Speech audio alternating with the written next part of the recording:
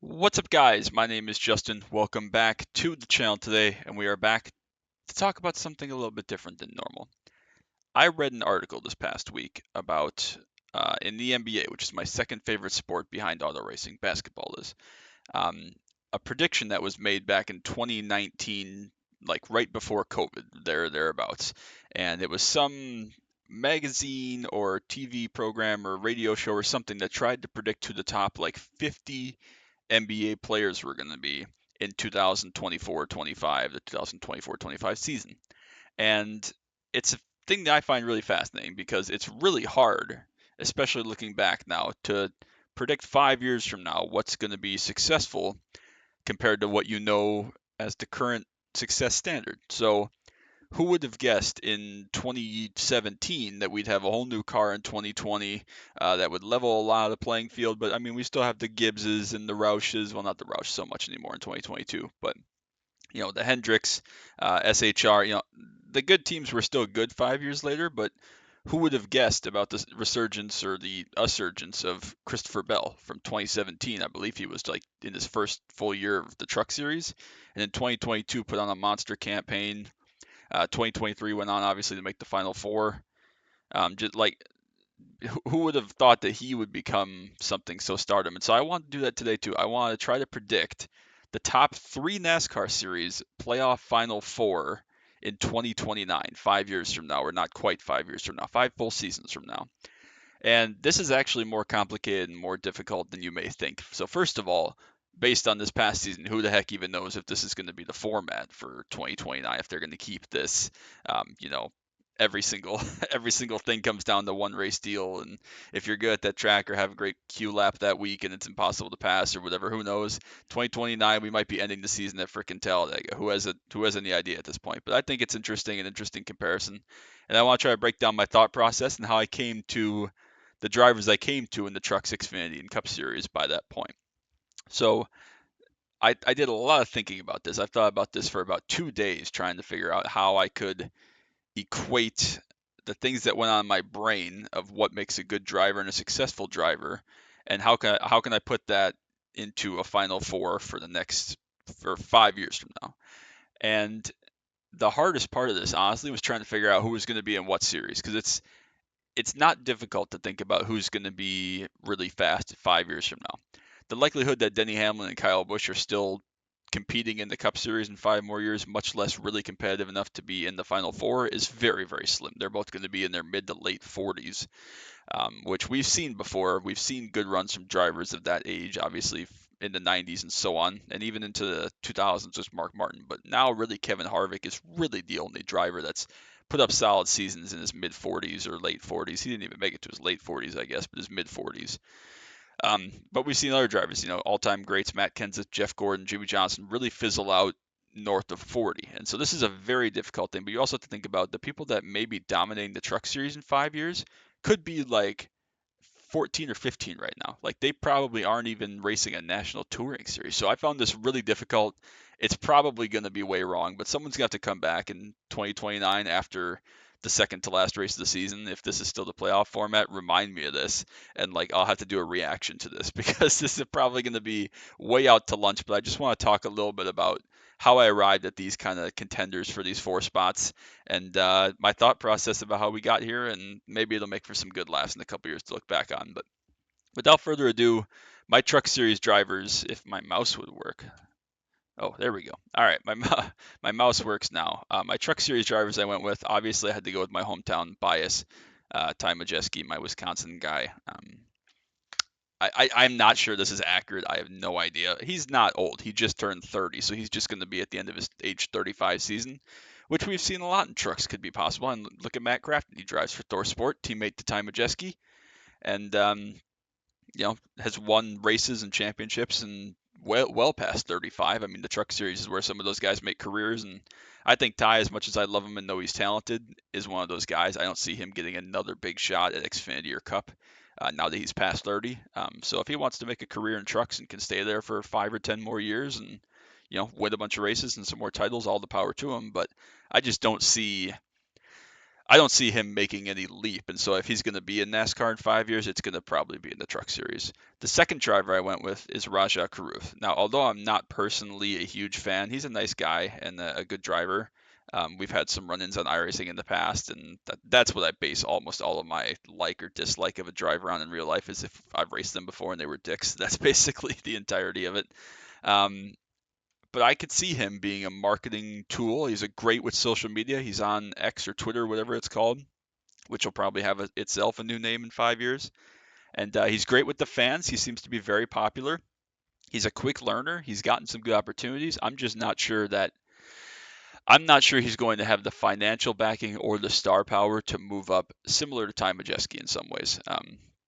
There are a lot of drivers in the Truck Series that, not that they're a career Truck Series driver necessarily, but they find their home there. They find a good team there. They like what they do. They get to drive on the national circuit, and they make a good career and a good living out of it. And the tricky part about that is, unless you're like a Matt Crafton, you're a senior veteran of the tour, do you stay in the Truck Series for 5 more years is the question. And that's where we're going to come to when we get to the Xfinity and Cup Series list. It's very, very difficult, as I found out, to try to figure out what good drivers are going to stick in each series, because we'll talk about that when we get there. Anyways, I could see Rajah Caruth absolutely being a Truck Series contender in 5 years, maybe with a big team, maybe with not a big team.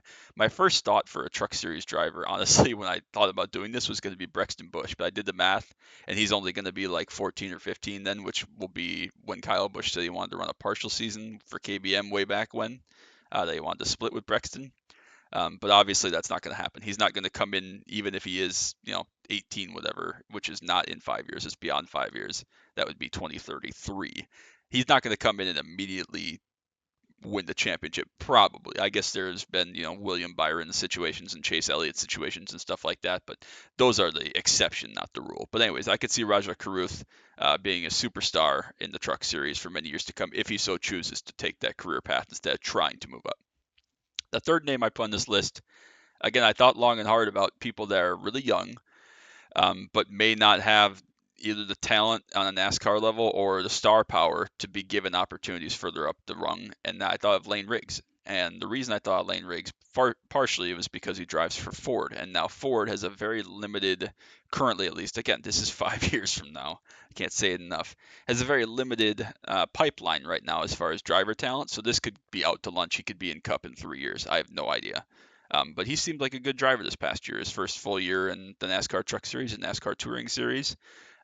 Put together a good year, got a couple of wins, wasn't a playoff contender, wasn't a playoff driver this year, but had a really good season, and I could see him making a mainstay in the Truck Series for a good team. And who knows, maybe he moves up, has some struggles, and comes back down in 5 years and then finds success that way. Who knows? Again, this is all purely speculation. But it would not surprise me in the slightest if Lane Riggs was a Truck Series Final Four contender in 2029, because I think he's a really good driver and he seems to learn quickly as well, along with Rajah. And obviously, Lane Riggs is a great short track driver, one of the best in the series this past season. So I would like to see him get a shot, and I'm not sure he's good enough to jump up a couple levels to the Cup Series necessarily. So he may still be a truck contender in 5 years. And the fourth name I went with is kind of out of left field, Jake Finch. Those of you that know Jake Finch or know of Jake Finch, he's a great driver, very, very talented. I'm not exactly sure, again, if this is going to be a prediction to look back on and laugh at, because maybe he's not even in the NASCAR Touring Series. Maybe he's in Cup in 5 years. But considering he's just, dipping his feet into more ARCA races and super late model races across country and stuff, and he's still pretty young. I don't know exactly how young he is. I didn't do a whole bunch of back research for this. But I know he hasn't made very many, if any, truck starts. I don't think he's made any Xfinity starts. But again, he has some connections. Obviously, his father, James, owned a race team for a bunch of years. Oh, thank you. Owned a race team for a bunch of years with Phoenix Racing. They have the Phoenix Construction backing if James still continues to do that or own that or have a hand in that, whatever. And obviously the kid can drive. He's gotten some pretty good ARCA wins before and in the various touring and regional series. So I could see him being a contender. Again, I have no idea how old he'll be in 5 years, but let's assume it's early 20s. And, that's the perfect time. I could see him being maybe in the Toyota pipeline, maybe the next driver for whatever Toyota's flagship truck team is. I have no idea, but I just thought that sounded like a name because I was trying to, again, you got to look not at the current Truck Series drivers, because how many of those guys, like a Dean Thompson, for example, even if he has great potential, if he's there now in 5 more years, if he really actually has great potential, he's going to be moved up. And if he doesn't have great potential, he's not going to be in winning equipment in 5 years still. So who knows? But I thought that was an interesting Final Four. It would not surprise me at all to see Jake Finch competing for Truck Series wins and championships in 5 years. Now, on to the Xfinity Series. This is where it gets a little more tricky because, again, same with Cup when we get there. You see Corey Heim's name. Um, when we get to this point, it's like, okay, if a driver is really that talented in Xfinity in a couple of years' time and shows good results, they're going to have a cup ride somewhere. It might not be a winning cup ride, it might not be a championship contending cup ride, but the youngsters of today, if they're talented enough, are not still going to be the same youngsters in Xfinity in 5 years. And so this was a very difficult. This is probably the hardest one, to be honest with you, just because you can take a stab in the Truck Series on any youngster, or even a middle-aged driver, I guess, as Ty Majeski is now, bias aside. You can take a stab on any of these guys and say, oh, they're still going to be good in the Truck Series or growing or whatever in 5 years. Xfinity, if a driver is truly competitive for Joe Gibbs Racing or Junior Motorsports or whatever the Stuart Haas operation becomes, Haas Legacy Club, whatever the hell it's called, or any of these teams that are like front-running teams, if you're competitive in 5 years of Xfinity with them, you're not still going to be in a competitive Xfinity car. You're going to be in a Cup car, or you're going to have retired or be kicked out, or whatever. So you have to really think hard about where these guys are going to be in Xfinity. They're going to be lining themselves up at the right time for 5 years from now to be Xfinity potential champions. Corey Heim fits the bill for a couple of reasons. He's coming back to the Truck Series for 2025. We know that he's had a lot of talks. I guess we don't know if he's had a lot of talks. He's had a lot of rumors surrounding him about a potential Cup ride with Toyota that isn't Joe Gibbs Racing. So the caveat for Corey Heim, he had a falling out several years ago now with Ty Gibbs and potentially with Joe Gibbs, presumably. So it seems unlikely that he will ever end up in a Gibbs Xfinity car. Whether this means he will have to move out of the Toyota pipeline at some point if he doesn't get an opportunity with like Legacy Motor Club in the Cup Series, who knows? But I could totally see him if he spends like even 2025 and 2026 another year in trucks, which would be insane to me if he goes out there and dominates again, 5 or 6 wins and has a championship 4 position in 2025 in trucks. I don't know how you keep him in trucks again. That's insane. You're just stunting the guy's growth. But I guess if you don't have anywhere to go and Truck Series teams, Tricon, whatever they become, still want him, I guess he could stay. But I mean, that seems like if you're going to get a guy that's going to win 5 races a year in trucks, someone will give him an opportunity in Xfinity. At some point, his Toyota deal is going to run out. But I don't know if it's because of the whole Gibbs thing, but I could see that Corey Heim maybe has shot himself in the foot a little bit when it comes to opportunities at the next level. And so I'm not sure, I'm not sure how quickly or how efficiently he'll be able to move up to potentially the Cup Series, depending on his opportunities. But again, who knows? Maybe this is all just terrible. Maybe this is all just spitballing, but that's kind of why I want to do this. I wanted to look at it, make some predictions, go a little bit out of left field on some of these, and talk about it. And then hopefully in 5 years, I either look like a freaking genius from the time traveling future or we laugh. So after that, I think Nick Sanchez. He's about to make his first full-time Xfinity Series ride season, whatever, in 2025. Driving the 48 car vacated by Parker Kligerman and Jade Buford the season before that. And he's very young as well. Again, don't know how young exactly he is, but he's got to be like 21, 22, 23, somewhere in there. So, again, in 5 more years, who knows? I don't expect the 48 to be necessarily a front-running contender this upcoming year. Maybe he's going to blow it out of the water and be really good. We saw the jump he made from his rookie year to his second year in the Truck Series, even though he was very fast in his rookie year in trucks. And same with ARCA. It took him a year or two to get going, and I believe, he won the ARCA championship a couple years ago. So I could absolutely see him spending, 1, 2, 3 years perhaps with the 48 car, and then being given a bigger opportunity at a big time Xfinity team in his, mid 20s to show his stuff. And I could see him absolutely having a shot in 2029 to go for an Xfinity Series title, and then maybe 2030 is his time to get a Cup ride, which, if he's 21 or 22 right now, will still put him 27, 28. So, again, so hard to pick these out. You got to think about who's going to be where and who's going to be shining brightly too soon to be in the mix for these. But I think Nick Sanchez is a good candidate to be an Xfinity Series powerhouse driver in 5 more years. My third pick is Sam Mayer. Now, again, another Wisconsin guy, but hear me out. I'm not sold on the Haas factory team. That's what it's called. I think I said Haas Motor Club earlier. I just mixed that with the petty GMS legacy team, so apologies. But Haas factory team, I'm not sold on them at all, especially since they seem to see potential in Sheldon Creed, which we all know I just despise Sheldon Creed. But um, I'm not sure that's going to work. So I think that could be slowing the momentum of Sam Mayer. He seemed to be on a fast track to a potential Xfinity Series championship at some point, or a bid at least with JR Motorsports. But he seemed to have been behind some of those guys in line, especially with some of the newer drivers they've got coming into the Chevrolet camp, as far as Xfinity and Cup rides. So maybe he saw the writing on the wall where he needed to make a jump and try to get into a different program. And Ford, like I said, doesn't have a lot of pipeline. So this might be one of those that Sam Mayer, even if he's not a race winner or multiple time winner or champion, he may just be in Cup because he's now a Ford driver in 5 years. So not sure how that one's going to turn out, but I'm not sold on the 00/98, whatever number he's going to be, being a contender in 2025. And therefore, maybe after a season or two or three of that, he needs to again change teams.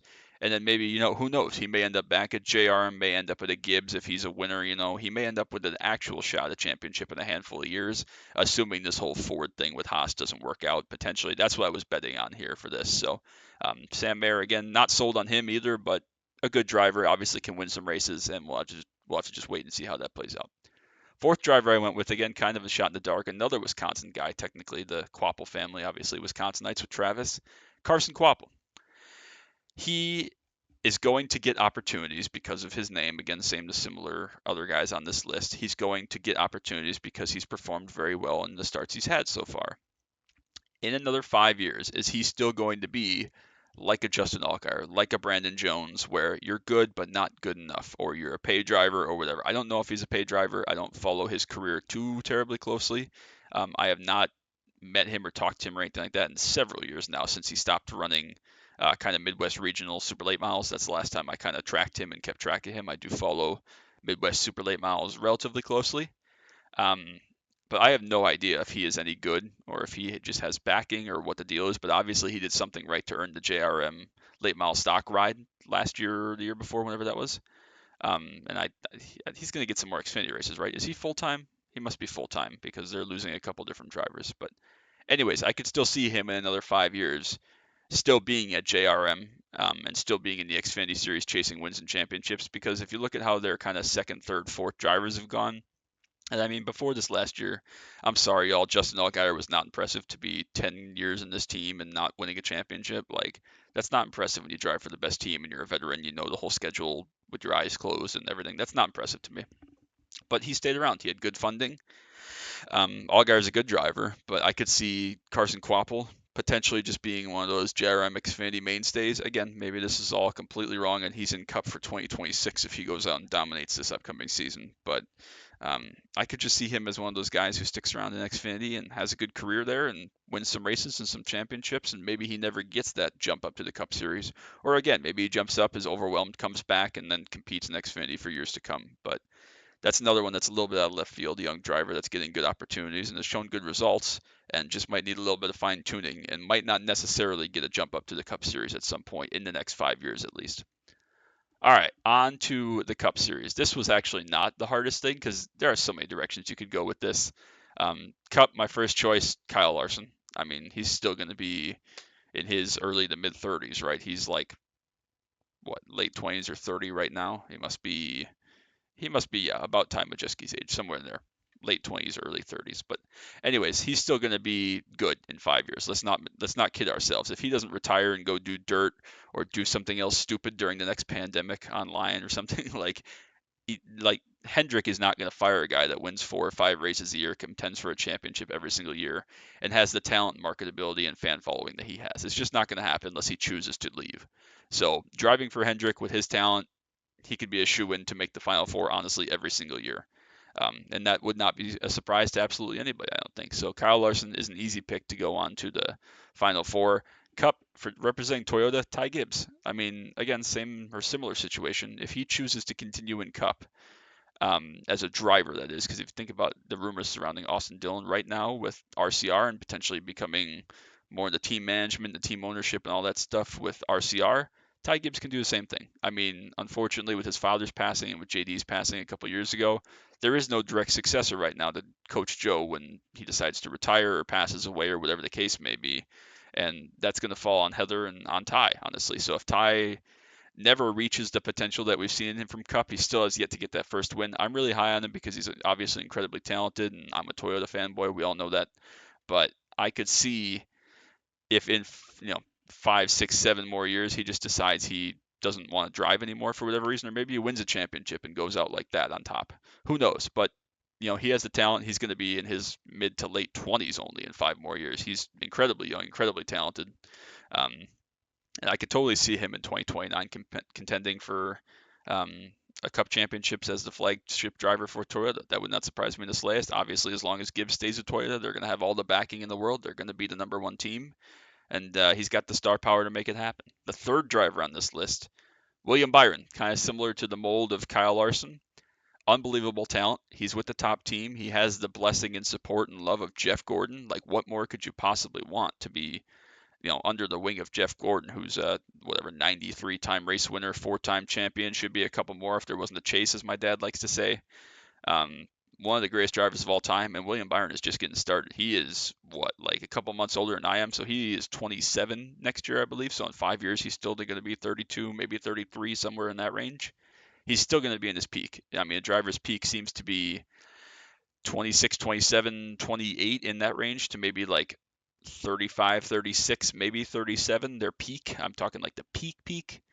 So he's still going to obviously be right in the meat of that in 5 years. So as long as he stays healthy and has a good season moving forward every year, he seems to be able to win races. This last year, they started out cooler than they have the last several years and were in contention, made the Final Four again, but just didn't quite have what it took to, provide a real championship contention. There were some hiccups along the way, so he and Rudy Fugle have to feel that out.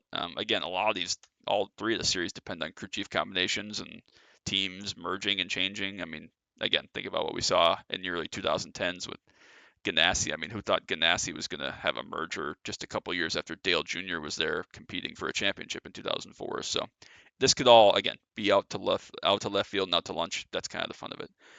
But I could absolutely see William Byron being in contention for years to come. He's a very talented driver, very smart driver, a little bit vanilla for my taste, but he can drive, and that's unquestioned. So I could totally see him being in Cup contention in 5 more years and probably have a couple championships by then. But the final driver I chose, and again, this one is really out of left field. We are going purely on hype. You may know who I'm talking about, but this is purely based on fueling the hype that I've seen around the NASCAR garage. Conor Zilisch. Let me explain. So I am not a fan of proclaiming someone like to be the second coming or the best driver in history or any of this stuff too early. But he is impressive for his age and his experience, not just in stock cars, but in any series. I mean, the way he drove in Mazda Cup, another series I follow, Idemitsu or Global or whatever it's called now, Mazda Cup. He drove like a veteran and a superstar. I know that a lot of those drivers are either gentleman drivers or older, or younger. There aren't a lot of like NASCAR Cup Series champion quality drivers in there. Nobody is, a superstar. I mean, Gresham Wagner is the only guy I really know in there, semi personally, but um, I could see it playing out. I mean, the hype that has been built for him has been like Joey Logano. And if you think about Joey Logano, it took him quite a few years to get going, and obviously he had to leave Gibbs and get his feet under him. But even at the end of his tenure at Gibbs, he seemed to race better. Didn't win a lot, but I mean, that was kind of that era where 2011, 2012. I mean, honestly, Kyle Busch and Denny Hamlin didn't win a lot compared to what they won in 2008, 2009, 2010, and then 2013, 14, 15 after Matt got there and really turned around some of the stuff they were doing. But, I could see Conor Zilisch being a superstar. I'm not sure it's going to be with the Trackhouse program that he has now. If they move him up to Cup in a couple of years, I'm not sure. Again, I thought really hard about putting Conor Zilisch in the Xfinity series, but I figured if he is really that good and has that kind of star potential, if he runs Xfinity, and is a contender, he's not going to still be in Xfinity in 5 years. So that makes it really hard. I'm putting him in the Cup Series Final Four in 2029. I have no idea if that's a terrible prediction or I'm going to look like an absolute genius when he's like a 3-time Cup champion, 28, 29, 30. Who knows? But he's got the hype, he's got the backing, he seems to have the fan base, and he seems to have the talent. So we'll see how it goes. So yeah, go back, let me know your thoughts on this. Some of these are probably ridiculous picks that the guy isn't even driving at all in 5 years. I have no idea, but that's why it's fun. It's always fun to go back and look at these. I love again watching the NBA thing, going back and looking at who the 50 best players are going to be, and you have people like Gary Harris on there, who's not even like playing as far as I know, and Zion Williamson's going to be the third best NBA player. He's hurt constantly. Nobody would put him in their top 50. So I find that stuff really, really interesting, and I'm curious to see how this one ages. But someone's going to have to remind me because in 5 years, I may be a vegetable. I may not remember I even did this. So someone in 5 years remind me of this, and we'll do a reaction to it. But regardless, I hope you all have a wonderful day. This is probably going to be a New Year's Eve video. So if that's the case, party hard with friends, family, and loved ones. Hope you all have a great New Year. So thankful for you all. Tomorrow there will be a updated channel video like I did last year, kind of recapping the year and looking forward to 2025 and seeing how everything plays out. But number one thing tonight, if you're going out and driving, especially if you're drinking, please do not drink and drive. Call someone, get an Uber, taxi, stay over at someone's house if you have to. Do anything except drink and drive. Stay off the roads, people. If you have had alcohol, even if it's just a couple, it's better to be safe than sorry. Please stay off the roads. It's the number one killer of people on New Year's Eve. So please be careful, but have fun and celebrate New Year. So thankful for each and every one of you.